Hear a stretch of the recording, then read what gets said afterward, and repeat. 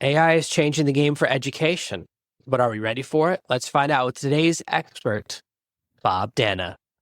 Welcome to the Artificial Intelligence Podcast, where we make AI simple, practical, and accessible for small business owners and leaders. Forget the complicated tech talk or expensive consultants. This is where you'll learn how to implement AI strategies that are easy to understand and can make a big impact for your business. The Artificial Intelligence Podcast is brought to you by Fraction AIO, the trusted partner for AI digital transformation. At Fraction AIO, we help small and medium-sized businesses boost revenue by eliminating time-wasting, non-revenue generating tasks that frustrate your team. With our custom AI bots, tools, and automations, we make it easy to shift your team's focus to the tasks that matter most, driving growth and results. We guide you through a smooth, seamless transition to AI, ensuring you avoid costly mistakes and invest in the tools that truly deliver value. Don't get left behind. Let Fraction AIO help you stay ahead in today's AI-driven world. Learn more and get started at fractionaio.com.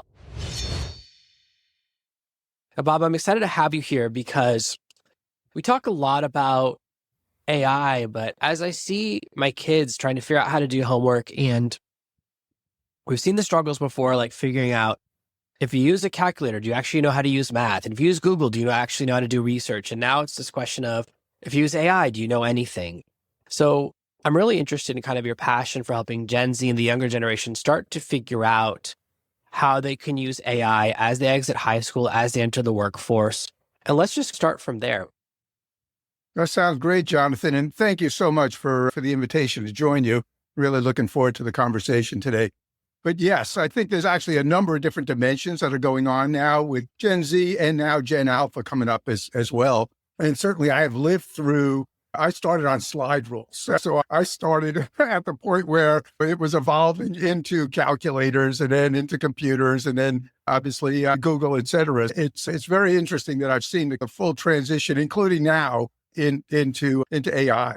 And so I think that in each case, you've got to be able to both adopt the technology and then adapt to what that technology is going to offer, and then what the changes are that are going to be appearing that you need to address. And I think that the key is to have a real understanding of what AI is bringing to the table, and then how to actually integrate it into the whole process of learning. Because it gives, even opening up the internet to students and now giving them the opportunity not to go to a library, to go to find an encyclopedia, to go and look up something, but it's there at home. I think it's important that they just adjust to that.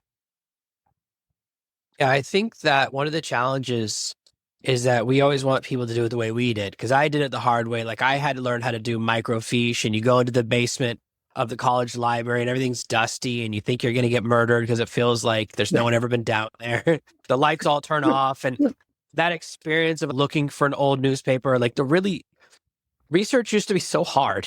Like, you'd put in so much time to find one article or one picture. And I think that, especially in America, we have this idea that it has to be hard for it to be valuable, like that there's something about the journey, right? Like the suffering on the way to success. So I think that's really interesting. And we're seeing a lot right now where a lot of people are hiring younger people and then complaining that they don't work in the same way, they don't have the same expectations, and they're letting them go very quickly. I think there's a lot of challenges with the phase of entering the workforce. I found it really challenging when I graduated from college, because you see all these jobs that are entry level, but then they would want you to have 3 to 5 years of experience. And I was like, that's not what entry means. Entry means I just have educational experience. I found it really challenging. And you do that thing where you go to the university room where they say, oh, when you graduate, we'll help you get a job. And they basically said, oh, here's a website where they post jobs. Good luck. And I was like, what?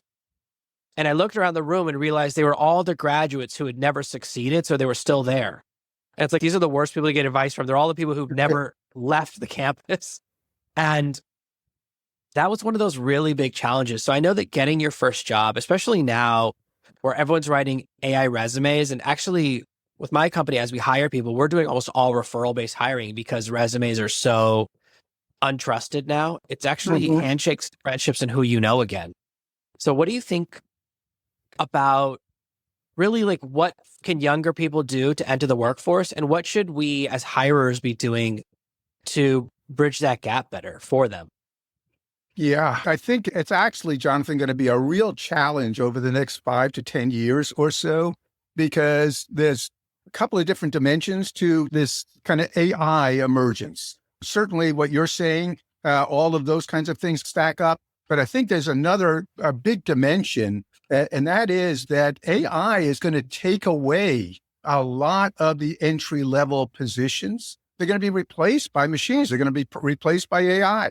And so that might be as technical as being a physician or an accountant or an engineer. Any one of those will certainly be replaced by a robot, an AI doing that job. So now the real question is you as a student need to prepare for work life. There's a lot of skills that are not, in fact, presented as part of your education that you're going to have to build up in order for you to be able to really function in the kind of new world of work. And so I think things like skepticism, curiosity, the ability to continuously learn and pivot to what's new, but also being able to have a consultative kind of attitude, because if in fact the AI has taken over all of the mundane elements of the job, the entry level positions, then you're going to have to go in and be able to actually have a customer conversation that is more meaningful than just asking the basic questions that you would have done in that entry level position to get to a point where you now can contribute at a higher level. I think that's really interesting. I think about the invention of the cotton gin, which for some people is, oh, they're replacing all the workers, but all it did is make the job easier. And then you had to learn how to operate the cotton gin and you could process more cotton faster. And so it's the same way that AI, it's like I always say, if they're replacing it with robots, so I want to be the robot repairman. I'll be the robot wrangler. There's other opportunities. And one of the challenges is that schools try to guess what skills we need to develop, and they often guess wrong. So my older sister learned how to type on a typewriter. I learned typing on a computer. And then for about 10 years, they stopped teaching typing because they said, oh, it's all going to be touchscreens. And my kids can't believe my computer monitors are not touchscreen. They're always trying to touchscreen the TV because they're so used to touchscreens. And they're so shocked that I do everything through a keyboard.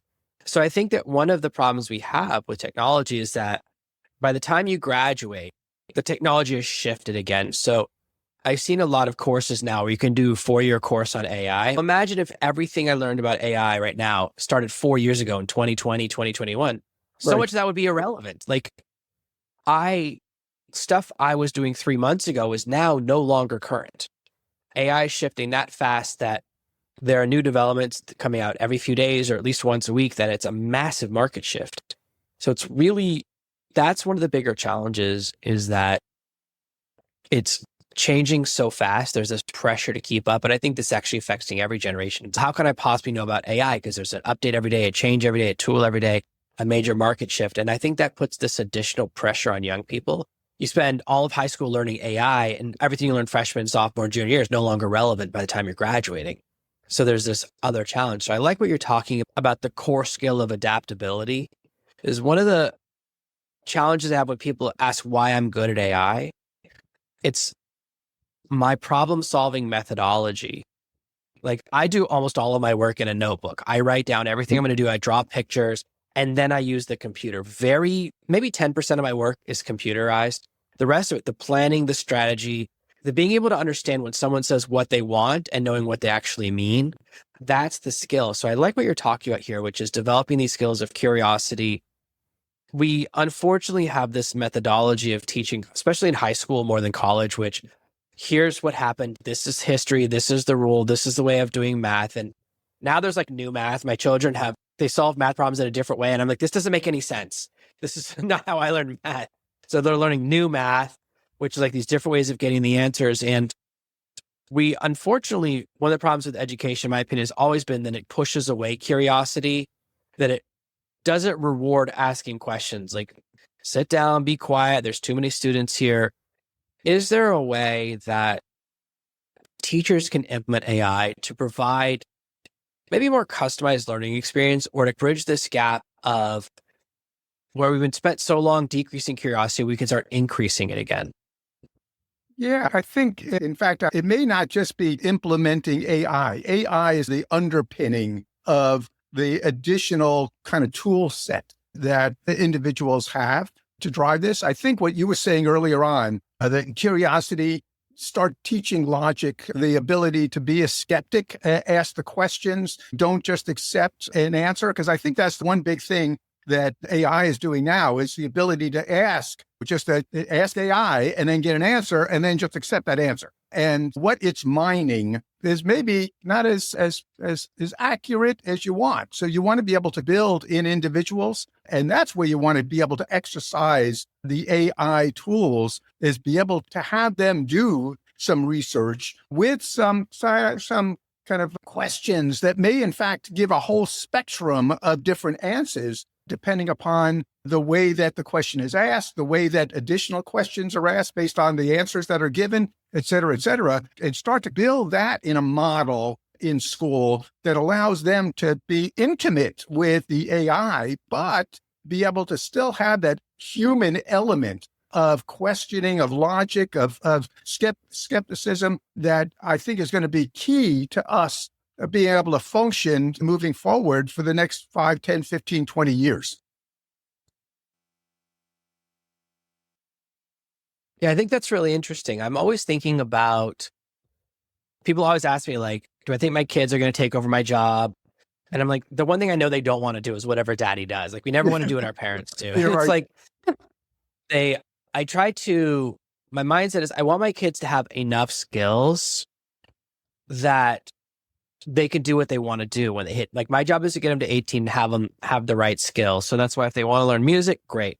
Because I have friends who are very successful musicians. You can, with anything, whether it's drawing or programming, there's always opportunities there, but it's the other skills that go by. Because like sometimes it's the ability to endure the hard times. That's the most valuable skill, right? The not giving up. Because a lot of bands, I'm always fascinated by bands that people say they're an overnight success. I was like, haven't they been a band for 8 years? Yeah. That's the longest. I don't think there's these, we always discount, like there was a lot of struggle. Like people, sometimes they say, oh, wow, you've built your business overnight. I'm like, I lived on my friend's couch for 18 months.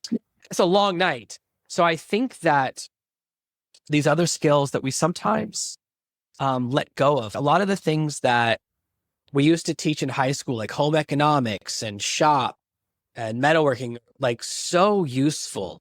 It was like, we graduate from high school now, no one knows how to balance a checkbook. My kids don't even know what a checkbook is. And you don't know how to do these kind of critical life skills that you just are expected to just figure it out.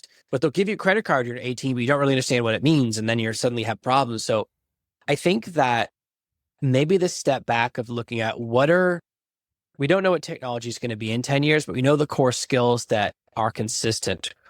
One of the challenges, I lead a large team of engineers. The biggest problem that I have, because every single time someone from one of the other teams, like marketing or the executive team, talks to one of my engineers, there's always a problem because one of them is speaking in pictures and one of them is speaking in numbers. The engineers are engineers because they don't like talking to people. And that's the way it is, right? Programmers like to be alone, and there's this. And a lot of people, especially programmers or scientists, they struggle in their careers because they don't have the soft skills, which is chatting to other people, understanding what other people want, problem solving. And this is one of the big things that happens a lot of times when an engineer gets promoted to management or CTO. Now they have to lead a team, and it's solving the problem without programming yourself is really a challenge. And one of my worries, and this is the biggest worry, is like, in the same way that social media really messes up people's like social skills and communication skills, and you have these parasocial relationships, I see now people forming relationships with artificial intelligences where like an AI is their best friend or an AI is their boyfriend or girlfriend. And it stunts their growth even more. And I'm very much sure I use a lot of technology, but like, I'm a person. AI is my work. I don't use it in my personal life. I don't like social media. I don't like the internet. It's my job. People can never believe that. It's my job. So when I'm not working, I am not playing on the computer. Like, it's my job. But how do you think we can help people to develop these healthy skills? Because we're seeing a lot of these really, and maybe I'm not saying it, but like these social development challenges or like ability to connect with people or to have like to problem solve. Like when you have to work with someone you don't like, how do you solve that problem? When you have to work on a project, your boss gives you a project that you think is silly, but you have to do it because the boss is the boss. These are challenges. Big challenges, and they're going to get even more significant, not less significant, because, like I said, I think that the technology, when it starts to take away more of the mundane, it really requires the core skill being the ability to interact with people, because at that point, that's probably not what the machine is going to be able to do for a long time. I think the other thing, Jonathan, is actually starting to do quite a bit of mentoring for Gen Z over the last few years. And I think one of the big things that really is resonating with them is the concept of their career. And it's exactly what you're saying, because I've had a 50-year career. And so I've seen enormous changes, and I've evolved from a physicist and engineer in senior management in organizations. They're going to have 60 or 70-year careers. The model that I actually lay out is a career lattice, because in fact, you can't even conceive of what your career, or in particular, what your job is going to be 15 years from now. I have no idea.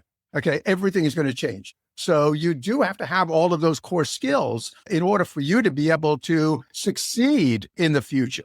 That's going to be the key, is if you don't have those core skills and you're doing your job very well, the likelihood is you're going to have a very hard time succeeding in the future when you're going to have to evolve. And if you don't have those core skills, evolving is going to be very difficult.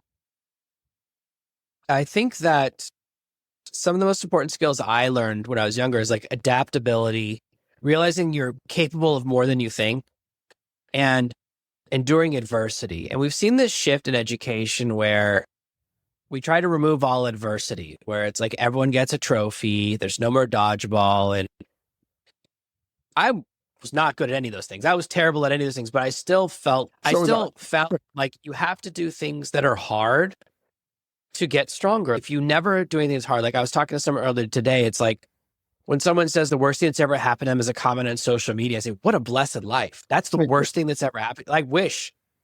I can't imagine if the worst thing that ever happened to me, right? Like I've had real life things happen. And that's the thing, is you have these real life challenges.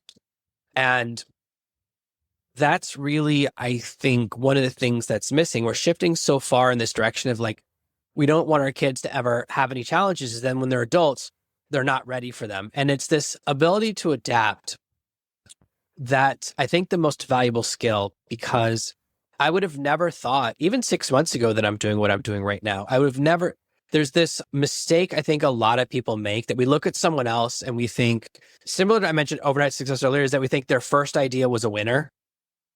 Oh, people look at this podcast, a lot of podcasts take 10 years to catch on.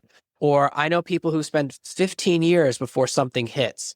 And we look at them and go, oh, it's so easy. They're an industry plant. I'm like, that's the worst plant I've ever seen. It took them 15 years. There's this, we misassess other people's journeys. We say overnight success, or it was super easy, or that they didn't, and that we discount our adaptability. We don't flex that muscle, which is to do things outside your comfort zone, do things that are difficult, do things that you're not going to be good at. I learn more from my failures than from my successes. Like I have friends who their first idea did work. And when the second idea doesn't, it's brutal because they didn't realize that there's a struggle. So now it's even harder when you've had a success. You go, oh, success is easy. And then that business fails. And then suddenly you have to start a new one. And it's so hard. I guess I'm lucky that my first 10 ideas all failed. So how can we teach adversity in a way that is not traumatizing? That's the line we try to navigate, right? Where they learn adversity without actually suffering. Is there a way to do that? No, I do believe there is a way to do that. And I think the key is to be able to explain the journey. I think the journey is a way more interesting story to tell. Where right now, in everything, you see the kind of morning shows are talking about successes, and everything it looks like it's easy. It looks like all you had to do was be in the right place at the right time. And there you are now, multimillionaire, world traveler, et cetera, et cetera. It's just, that's not the journey that the vast majority of individuals. So having kind of role models, having stories that describe the journey and some of those things where all of those challenges are explored in more detail, maybe even role played, I think would be really helpful for individuals to understand. And lives of individuals are, in fact, long journeys to get to where they are and where they will be still in the future. Yeah, we just created this shift to where everyone wants to be rich and everyone wants to be rich fast. And like sometimes you ask people like, what do you think the average income is? And they say $500,000. And I'm like, that's not average. Are you like when I was a kid, making $36,000 a year was like amazing. And I'm sure even before then it was less, right? Because money's always changing. But it's like our idea of, I think there's also this shift that is like, what will make you happy is not what you think. Everyone thinks it's stuff. And to an extent, right? Having your bills paid, having air conditioning, having food. Yeah. But once you cross a certain line where you don't have financial stress, there's a lot of super rich people that are super unhappy. Like one of the things that a lot of the people I mentor, they say, oh, this billionaire is my hero. I'm like, that person had a massive divorce. Their kids hate him so much they changed their names. Is that a price you're willing to pay? Like, I do not want to be so wealthy that my kids hate me. So that's one of my calibrations, right? Is that you want to admire people whose entire lives you want. We make this mistake of just admiring one portion of a person's life.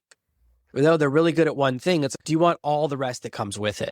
Do you want the family? Do you want the health problems? All these other things. And we sometimes skip over that because we, again, ignore the journey, especially we're shifting more and more to shorter and shorter movies and forms of content and 7 seconds of this and 4 seconds of that. And I think that's where we miss the other part. Like I'm just as guilty of this, right? There's like the version of me I present to the world when I'm telling the story of my financial journey. And you always tell one version of the story, right? And there's different versions that are truth, that are both true, but you tell the version that there's the version you tell to your audience because you want to inspire them, but then there's a different version I tell to my kids and a different version you tell to other people. Just like I talk to you differently than I talk to my kids. It would be weird if I talked to you the same way I talk to a 4-year-old. That would be really weird. That we sometimes forget that we talk to different people different ways. And so we have to pay attention to not just who's talking, but who are they talking to, because that changes the story. Yeah. But I think that is exactly right, Jonathan. But I think the storytelling is just such a critical part. I was born in 1951, so I grew up in the 1950s and 1960s. Neither of my parents graduated high school. I come from Italian immigrants who came over in the early 1900s. Be able to talk about that whole journey, one of the first to go to college, et cetera. And then a physicist working for the U.S. Navy as a naval officer. How do you even think about that as a kid unless you hear multiple stories of multiple individuals who did not make it overnight, who are not multimillionaires or multi-billionaires, who in fact have very full and happy lives? They don't even know what that feels like, other than yourself, your wife, a couple of your friends, maybe, et cetera, a very close community. So the more that we can bring in these other stories and actually have them celebrated as part of kind of the whole education process, I think is critically important these days, and even more important than it probably has ever been. Yeah, I think that's really the key. I think that one of the challenges as well is that like we've shifted to where both parents work. So more and more, we rely more and more on teachers and education to fill in that gap. Like my wife doesn't work. My kids are very fortunate. Like they're very fortunate that mommy's home all the time. It's like really something that was really, I worked for. It was really important to me. But so often one of the things that's really interesting is that there's been all these studies about how when you are in daycare, you develop less of a sense of self or sense of ego because you're on the playground and no one's watching you. They're watching all of the kids, but it affects your sense of like confidence and specialness. And there's these little things that we don't realize they're so important because we're sometimes chasing technology and advancement so much. We're trying all these different ideas that sometimes we skip past the basics. So I think you're very much onto something here. This is really valuable. I know that my audience is going to love this because as much as our listeners are passionate about AI and they're executives, most of us have kids and we want to prepare them for the future. So for people who want to learn more about what you're doing, Bob, see some of the things you're doing online and some of the things, really cool things you're doing for the younger generations, where can they find you online and just learn about what you're doing? Sure. I've got a website, mycuriouslife.net. So I just published my memoir last year. And so I've tried to capture a lot of my kind of learning and insights and all of that on my website. So again, mycuriouslife.net would probably be the place to go. And then secondly, you can find me either Bob Danna or Robert Danna on LinkedIn, certainly link to me on LinkedIn. And then actually, if you just Google me, so Bob Danna, My Curious Life, if you just put that in, what you'll find is a number of other podcasts and radio shows and keynotes that I've done that I think also tries to inform the audiences around this whole concept of curiosity, continuous learning, but even more, I do try to aim it at the Gen Zs, the kids in high school, all the way through college, and now probably into their late 20s when they've actually started working. They're now got some career background. That's who I'm aiming to speak to, because at this point I'm retired and my mission in life is to try to capture and distill and then communicate as many of these stories as much as I can to that Gen Z in order for they to really understand what they're facing for the next 50, 60, 70 years of their careers. And they're not going to have one job that is going to be what they're going to focus on for the next 60 years. It's in fact going to be a journey. What does that look like? And then what do they need to do to prepare for that journey as a young person? Amazing. So I'll make sure to put those links in the show notes and below the video so that everyone has access to this. Thank you so much for your time. This has been another amazing episode of the Artificial Intelligence Podcast.